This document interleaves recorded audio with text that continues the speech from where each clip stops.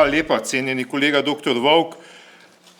Spoštovani zbor, drage kolegice in kolegi, v veliko veselje in čast mi je, da vas lahko pozdravim v imenu Slovenskega združenja pravnikov, Zveze društev pravnikov Slovenije, ki je osrednja stanovska organizacija društev pravnikov v Sloveniji in ki je ravno včeraj, kot je bilo rečeno, ravno tako celovito obravnavala problem uresničevanja avstrijske državne pogodbe.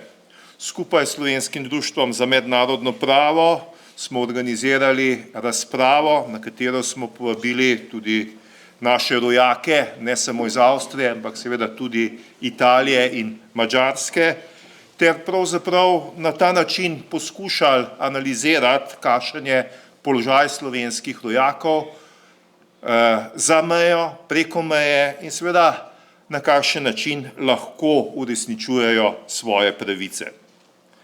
Na žalost smo ugotovili, da je položaj zelo različen in da seveda tisto, k čemur se je Republika Avstrija zavezala z državno pogodbo, včasih razumemo različno, prepričani pa smo, da je naše razumevanje dolžnosti do naših rojakov, živečih na tej strani meje, nekoliko drugačno, kot včasih lahko slišimo. Zato smo na tem srečanju sprejeli izjavo in to izjavo si bom dovolil prebrati. Gre za poziv okrogle mize slovenskih pravnikov ob 70-letnici podpisa avstrijske državne pogodbe.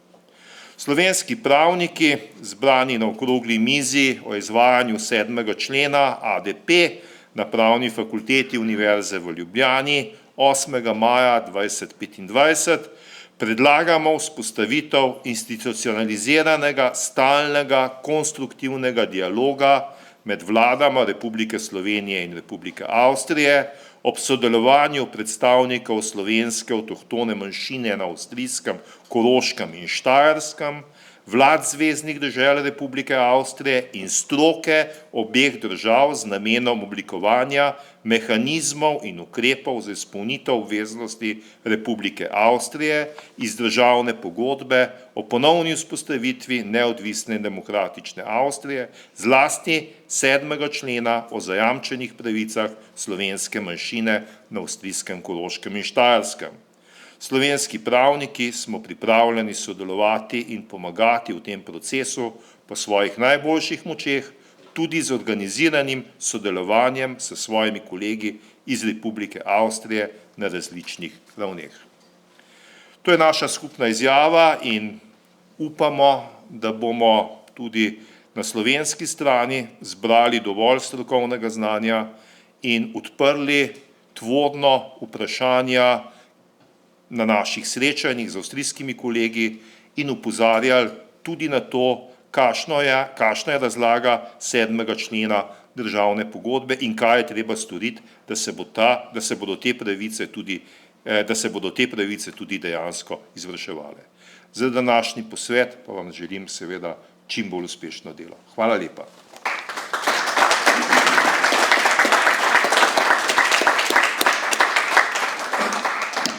Prav lepa, hvala gospod profesor Juhart. Mislim, da je izjava pomemben predlog za uvedbo nekega institucionaliziranega dialoga o uresničevanju člena 7, ki ga trenutno pogrešamo.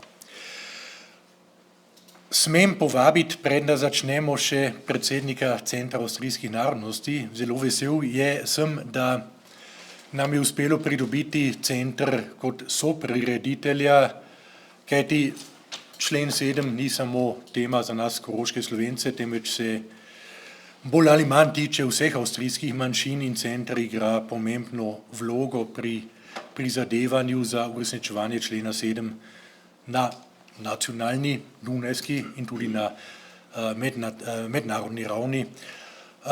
Ich bin froh, dass das österreichische Volksgruppenzentrum als Mitveranstalter gewonnen werden konnte und bitte den Vorsitzenden Marian Vorkunik um einige Worte.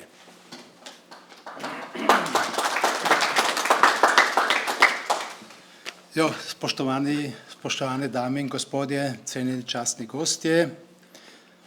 Ich werde jetzt gleich in deutscher Sprache fortsetzen. Es gibt ja dieses alte Sprichwort, es ist ja schon alles gesagt worden, nur nicht von jedem.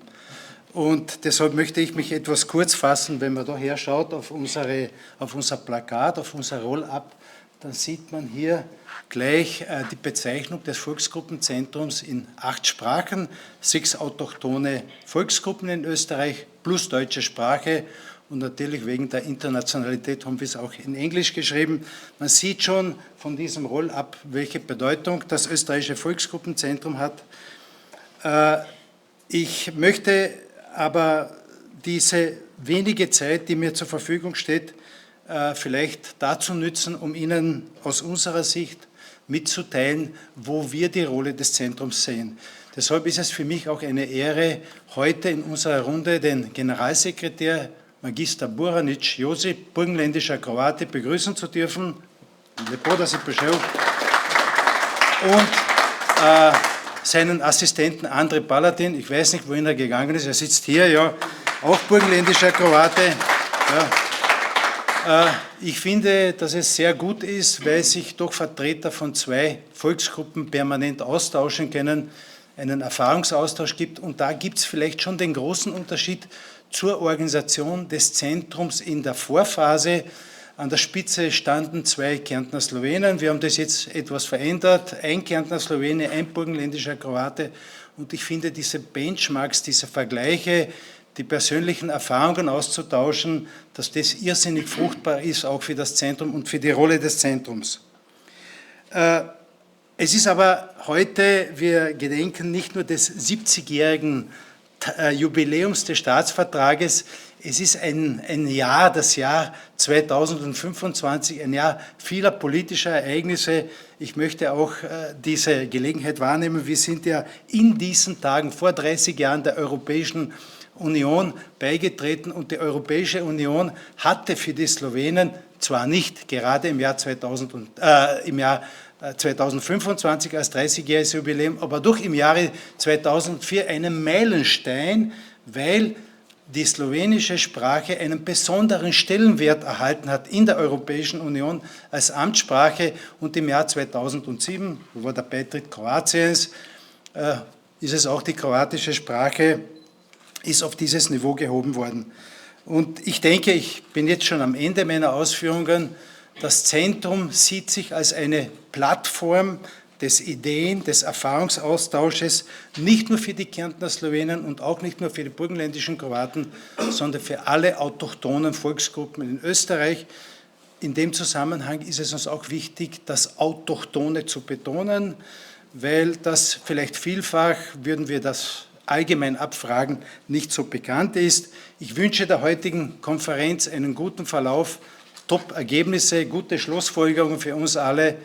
Und dir, Rudi, danke ich, dass du gemeinsam mit uns diese Konferenz ins Leben gerufen hast. Ich glaube, man sollte diesen Austausch nicht nur zu Jubiläen oder durchorganisieren lassen, sondern vielleicht besteht die Möglichkeit, das zu einem Standard zu machen, vor allem auch, wenn sich jetzt die slowenischen Juristen entschieden haben, mit uns in Zukunft enger zusammenzuarbeiten. In diesem Sinne alles Gute.